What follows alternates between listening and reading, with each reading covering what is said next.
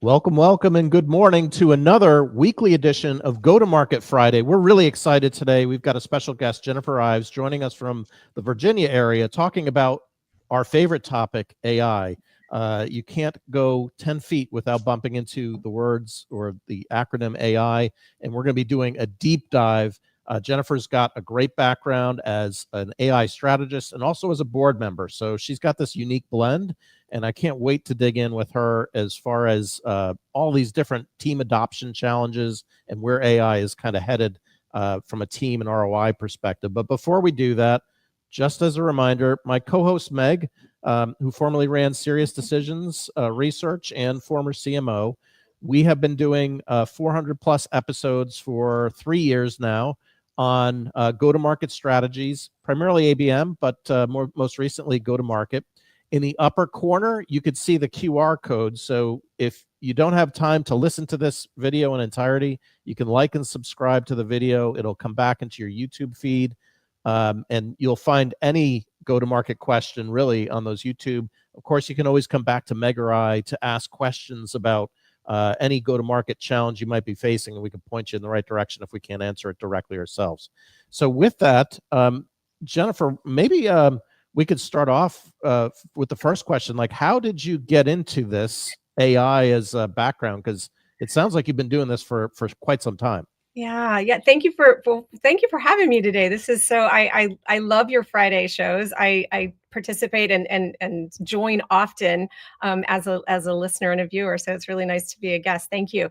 Yeah, I started out as a geospatial engineer. So I'm a technologist as a software engineer for many years, and I had an executive team at the time who really invited me into the rooms with other C-suite, right, with our customers and our clients, and talking about their projects. And I got to hear firsthand their challenges, and as I was building out their technology.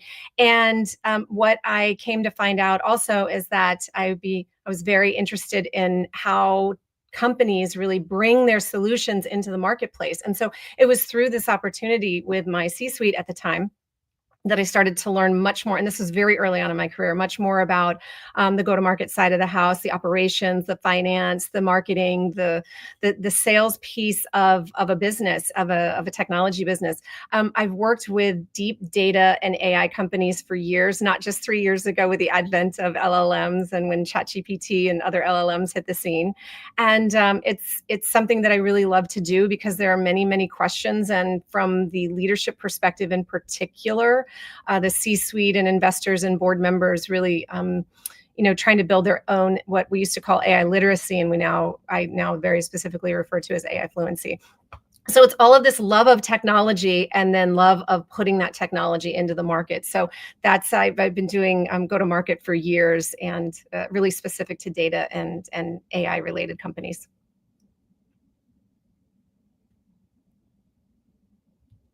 Well, and kind of related to that, Jennifer, one of the things that I think all of us have seen over the last few days is with all those wrap-up posts looking back at 2025. One of the unfortunate wrap-up posts I keep seeing is saying people aren't necessarily getting the ROI on AI that they were hoping to get. And even data that I've worked on with Inflection Group says it's mostly in the areas of productivity and not really in any revenue impact. That's kind of a big deal, given the investments in time and money and focus that people have put into it. What are some of the reasons you think we're not yet seeing the impact that AI is promised to have?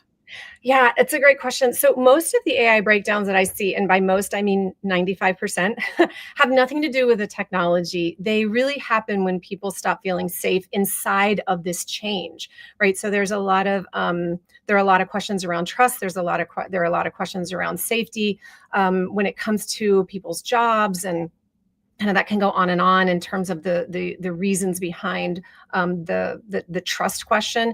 And I spend my days with leaders who are genuinely trying to get AI right. Like, no one is trying to not get this right. And they are trying to do so not just faster, but more responsibly and more human. And so when they talk about kind of this lack of ROI and the lack of failure, it really is not necessarily a technology failure, and it's a leadership challenge, because AI doesn't replace leaders needing to make these decisions. AI is exposing some of these decisions or lack of decisions that are being made. And so let's really quickly, before we talk about the ROI, I realized I used the words AI literacy and AI fluency, and I just want to define those really quickly for everyone. AI literacy is knowing what AI is and generally what it can do. So that's AI literacy. AI fluency, and this is what we need everyone to have, right? We need everyone to have a level of AI fluency. It's knowing where to use it, where not to use it, and who's accountable when it does something unexpected. So AI literacy, AI fluency. And so what does that look like in the real world? So just imagine AI literacy means you recognize the car. AI fluency means you can drive it in traffic, in the rain, with people in the back seat, like, right? So that's the difference between AI literacy and AI fluency. And most leaders today are actively becoming AI literate. Far fewer are truly AI fluent. And that gap, that's where, when we talk about these adoptions and when we're talking about ROI that's not working, that gap is what is surfacing now, right? That's where the adoption breaks down. Teams get anxious, budgets get burned, use cases aren't chosen correctly, questions are skipped over, kind of steps and frameworks are skipped over, because people are feeling a lot of pressure to, I often hear, like, just, can we sprinkle in a little AI, right? Can we sprinkle in a little AI to deliver an ROI? And you can't do that, right? AI isn't so much a technical decision, it's a leadership decision. And I know that's a soft leadership way of answering, meaning soft instead of the hard technology skills. However, that's really where the breakdown is happening. So when we talk about ROI, we need to just back up a little bit and really talk about AI fluency. Most people don't have a level of AI fluency to actually ask the right questions and create those frameworks, or even adhere to the frameworks in order to find the use cases, right? Find the friction points. That's really at its core. That's really what it is you want to find those friction points. And you want to use your teams, leverage your teams to identify those friction points. Where are they suffering the most? Where do they see the needs the most? And the three of us, and maybe those who are listening today, may be in a bubble where we're all AI fluent. The vast majority, I'd say 80 to 85% of teams and leaders they don't have that level of AI fluency. And that is not a ding. That is not something that is, that is a criticism. That is the fact. And so that L&D piece, the learning and development piece for everyone, is critical. And it's actually, I would love nothing more than to spend my days kind of architecting and building AI products. And most of my days are spent actually describing and walking through the steps around AI fluency, so that leaders can make better decisions around the ROI. So happy to talk about that a little bit more, but I certainly wanted to get to the crux of it, which is that it's a leadership and it's an internal change management conversation, more so than the actual technology. Yeah, it's such a good point that you're making there about the framework that you shared. I think the literacy and fluency is a critical framework, and identifying that this is just like any technology, right? Like MarTech went through the same thing. Even sales tech goes through the same thing. It's change management, but it's probably a lot faster and it impacts a lot more people, but it's still ultimately leadership and change management. I'm curious, building on what you shared about, okay, it's really a mindset shift or a leadership responsibility. How would you suggest a leader go about building that trust? Or how, like, if you had to give like 2 or 3 things that a leader can kind of sink their teeth in to get AI adoption, what would those 2 or 3 things be? Yeah, the first is and I'll say it, they need to have their own AI fluency, because if they only know that it's a car and they don't know the other things that I mentioned, then them being able to put something into place and have ROI flow from that is nearly impossible. And so their own AI fluency. They also need to be incredibly authentic with how artificial intelligence is going to be used in their company, either internally or in a product that's going to be used externally. The authenticity, here's how we're going to use it. This is our thought process. Here's what we're doing for teams internal. Like, be authentic. Many organizations skip this step, and without bringing people along in a trusting, authentic way, it can leave room for the lack of trust to really bubble up, and that's a real challenge. That's a real problem. So, and then some of the things that they want to do is, one, they want to be showing, leaders want to, in addition to what I just mentioned, the two I just mentioned, a third is showing and demonstrating to your teams how you are using artificial intelligence, either in your personal life as well as in your professional life. When you break down those silos and you start talking about it, it kind of lets everyone else exhale and understand that, okay, my leader is using it and he or she is using it in this way. So I can come forward, and when I'm asked, what are some ways that we could use AI? What are some friction points that we might be able to really implement the technology? What are some business use cases, right? So what are some AI use cases that they feel comfortable doing so? The fourth piece is they need to be asking questions in every single meeting before rolling out any AI use case. One, the leader has got to understand and name who owns the decision, right? It's a person, it's not a committee. So one, make sure that the leader is naming that, the team is naming that. Who owns the AI decision? And then what outcome are we actually shifting, right? This gets back to the very real question long before AI, like, what business problem are we actually trying to solve? And that's a question that companies and organizations struggle with all the time, AI to the side, right? Just like, what business problem are we trying to solve? So in the world of AI, you mentioned that it moves much faster. So if you've identified or haven't identified, so I was going to say, if you have identified the wrong business problem, or you haven't actually identified the business problem, it's going to highlight that even faster than normal. And that's going to cause some problems for you and some challenges for you right away. And then you also want to understand, where's the real risk, right? Is data, bias, compliance, hallucinations, like, third question. And then who's accountable if this goes sideways? So those are four questions that leaders routinely need to be asking themselves. They need to be asking their teams, and they need to be sure that those questions can be answered in about 30 seconds. And if not, then you've got to go back, even before you identify the business use case, you've got to go back and really answer the questions that I just mentioned. Yeah, you're bringing up, I think, some really important things. It's not, you're not putting a Band-Aid on something, right? No. But I think the question we've got here from Roy is an interesting one, and that's, he's asking about integration into existing workflows. How do you make some of those choices? And I'm going to add on to your question, Roy. I hope you don't mind. And what if the existing workflow is no longer useful or not even the right one? I think that's so how do you go even back to the drawing board a step before that, of saying, we have these existing workflows. How do we decide which ones need AI and which ones don't? But then the other part is, and how do we figure out which ones just need to go out the window or get completely redone? Yeah, this is where teams have to get really honest with each other. They have to get really honest with each other, and they had better have a lot of trust with each other, because you're going to sit in rooms together and you're going to ask these questions. And by the way, there might be favorite tools, there might be favorite processes that one person or a specific team has that really has to be thought through again. I mean, most teams that are driving AI successfully and seeing real ROI are those teams who had those conversations and had them honestly, I'm going to say it again, authentically, and really went back to the drawing board on, if we could reimagine this, what would it look like? Now, it doesn't mean that if you reimagine it, it can happen tomorrow, but it starts to get at what processes are getting in the way. They served us well in the past, but now they're getting in the way. And so these are leadership conversations. Again, the technology is to the side, right? Once again, like, let's highlight that the technology is to the side. You have to get incredibly real with each other as to,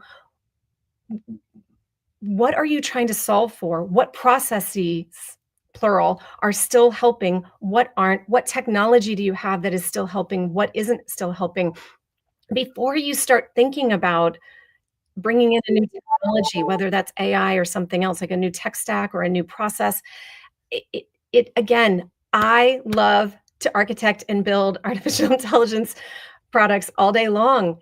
These are the conversations and the questions that you have to sit in, and you have to sit and answer these questions in a way that will lead you to the technology questions that everybody wants to jump into, right? Even the question that you just asked, which is an excellent question, you do roll it back to, well, where is the friction point? What isn't working for us any longer?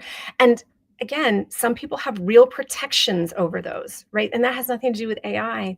That's business, that's organization, that's how decisions have been made for years. Like, people love certain things and they have certain protections, and they, in a world of AI, also those protections could come from the fear of losing their job. If I don't do this anymore, what do I do? What piece of this team do I play? Like, what part of the team am I any longer? Versus really having agency over what it is that they do on the team. And when they mention kind of, this process doesn't work any longer, here's what I recommend instead. Like, that's where we want to get to with our teams. That's where we want to get to, right? As leaders. I think you're making some excellent points about, especially the fearfulness of jobs at the working level. In talking with a few different CMOs, I've heard some frustration at the executive level of saying, why aren't we adopting AI quicker at the working level within my organization, to the point where they're changing their compensation structures, like an MBO, based on AI use cases and AI adoption, and making it part of the compensation, because just saying it alone is not getting the adoption. But I'm curious, based on that dynamic and based on what you just shared about the fear of the jobs, how do you empower that team to articulate or to go after AI when there might be either some resistance or it's learning something new? Like, how does the team, at the team level, not the executive level, but at the team level, any suggestions on how to empower them? Yeah, absolutely. The technology is changing all of our jobs on a daily basis, and it's happening so quickly. That is the piece of AI that is different from other technologies that we've seen in marketing and sales, in operations, like in human resources. This technology is moving so quickly. So everyone has to realize that AI is here. It is changing jobs, and from a marketing, right, a go-to-market perspective, what is the new role that you are going to play? If a piece of your job is changing, it is incumbent upon you to be curious about how that change is impacting you, and to stay ahead of it, to have agency, right? We want everyone to have agency over their careers and their work and the work that they do with their teams. And so having that curiosity around, okay, this is changing what I'm doing on my team, as well as across my industry, or my profession, or my profession is changing. How do I want to be part of this change? I mean, I will share from a personal perspective, that is what guides me. Is I'm constantly curious, and I'm always wanting to pull the curtain back on technologies, right? I want to know how this works. How is this impacting me, my team, the technology we're putting into the world, the technology that we're trying to serve to our customers? And so I want to share that energy with those that are listening today, because this ability to be curious and to have agency over your decisions and your next steps in your career are critical. So I would encourage a couple of things. One, be very curious about how it's impacting your career. How is this impacting your job, and how is it going to impact your career today and into the future? How are you going to be a part of that, right? How are you going to be part of that and not push away from it or pull back from it? How are you going to be part of it?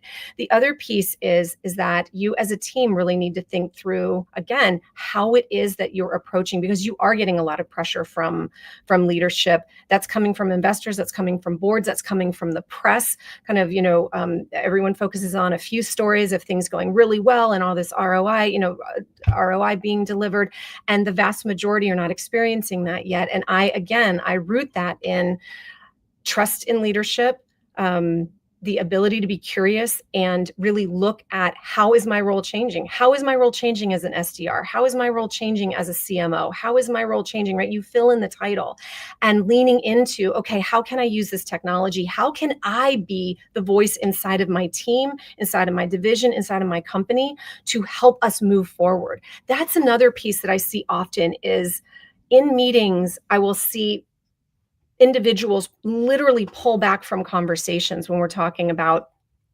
different opportunities for artificial intelligence, especially on the go-to-market side. I will see them looking at the technologists in the room. I will see them like it's like they're giving their power away in that moment. And we all know, right? You all know marketing, sales, operations, you know your job the very best. And so oftentimes companies will start kind of with a top down, give me ROI, give me a use case that delivers ROI, instead of kind of starting with the team, the frontline team, to say, here's how we're going to use artificial intelligence. This is what we're looking for. Please come to us with ideas. Where are you seeing the friction points, right? Where would you like help? Where would you like to apply artificial intelligence? What business use cases would you like to see? And it's kind of this top-down authenticity and trust and communication. And then it's a bottom up of, where are you seeing the challenges? So again, I think that when people feel agency over their career and over their jobs, that's where you really start to get the spark. That's where you start to get people, that is where you start to see the ROI when it comes to the technology that's being chosen, as well as the use cases that are being solved for. Yeah, thanks. I think the word agency is really important there. I think people are feeling that loss keenly. And I think this is where Brian's question is coming from, which is a really interesting one. What's your guidance for teams who think they struggle because they lack information, but in fact are struggling because they're overwhelmed by complexity, uncertainty, internal friction, and fear of making the wrong decision? That's a lot of things to be afraid of. What advice do you offer to leaders in that situation? And maybe what advice do you offer to the team members who are feeling that way and don't want to? Yeah, so that is a lot. And I love Brian's question because that is the reality.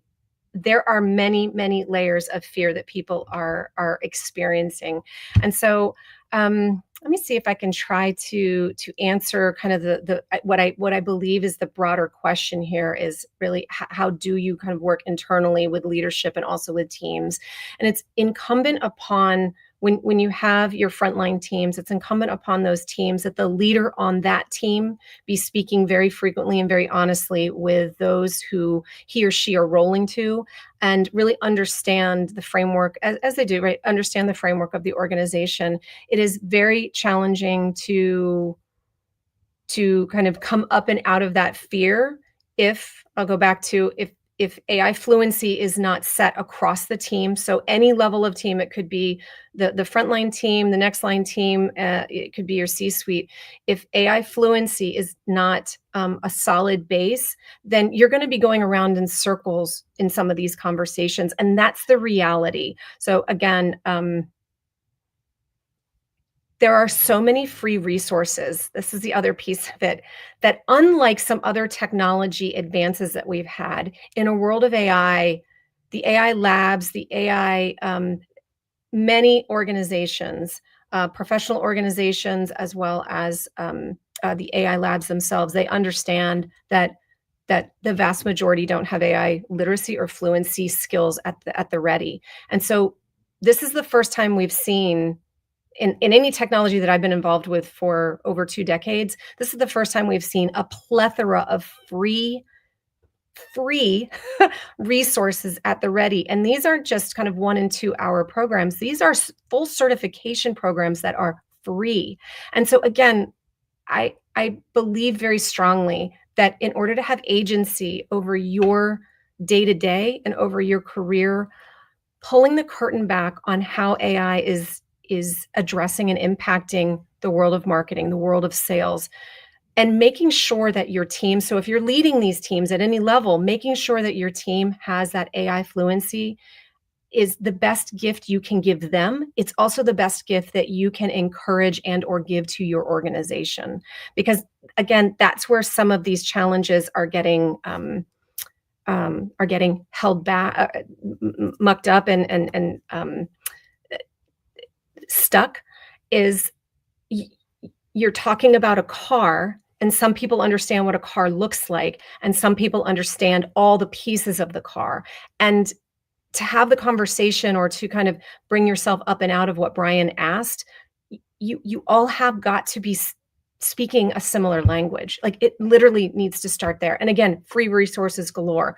Microsoft, Google, Databricks, different marketing organizations, different sales organizations, MIT, Stanford, like the list goes on and on. Free resources that you can have access to have agency and to really help yourself, which then helps your team. And as leaders, again, on any one of those teams in your organization, you have got to, like, if you haven't today, like it was yesterday, like do it right away. This weekend. That's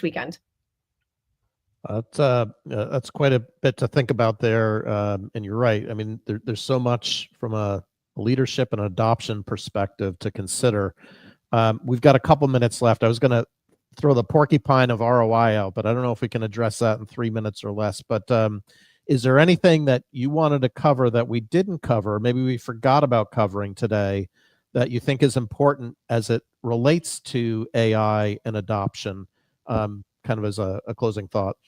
Well, I think a couple of things. One, generative AI almost always lands in one of 6 lanes, and we need to talk about that because I think this can help people kind of put different buckets of generative AI so that when they're having these conversations, they have some frameworks.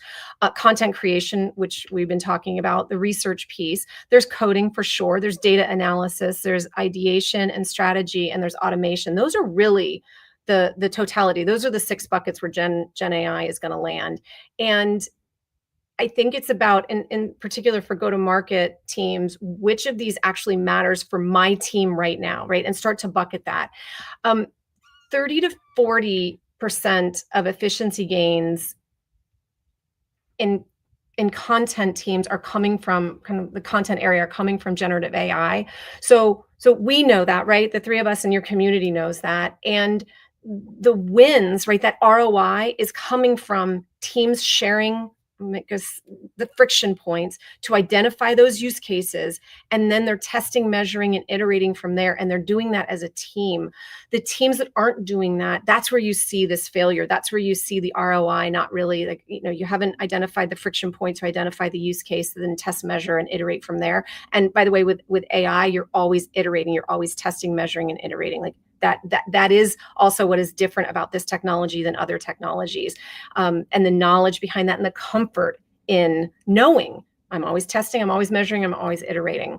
And so let me just kind of share that. And then I think also the kind of a, maybe as a closing with just a few, 60 seconds left, like if you take one thing from today, let it be this, right? That AI adoption is not a software rollout.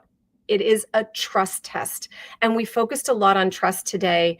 And most people want very specific answers. And it really is a leadership and a trust test. It's leadership, it's trust and clarity, it's trust that people won't become invisible as the work changes, right? So that they have agency. That's why I encourage everyone to really, follow on LinkedIn, follow on TikTok and Reels, some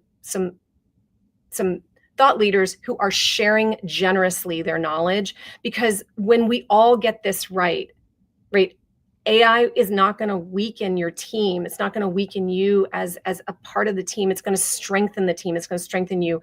And that's the future of work that I firmly believe in. And so you've got to have responsibility in your career and agency. It will give you agency over how you can participate on the team and the voice that you can be within your organization. Well, Jennifer, thank you so very much for joining us today. I think it's been great to have some excellent questions, and also great to have your point of view and experience and knowledge as one of those people who's sharing her knowledge freely. We appreciate it. Thank you. Absolutely. Thanks for having me. I love what you're doing. Jennifer, really grateful. So much information that you packed into 30 minutes. So grateful that you invested the time. So thanks for joining us. And next week, we'll be back, same time.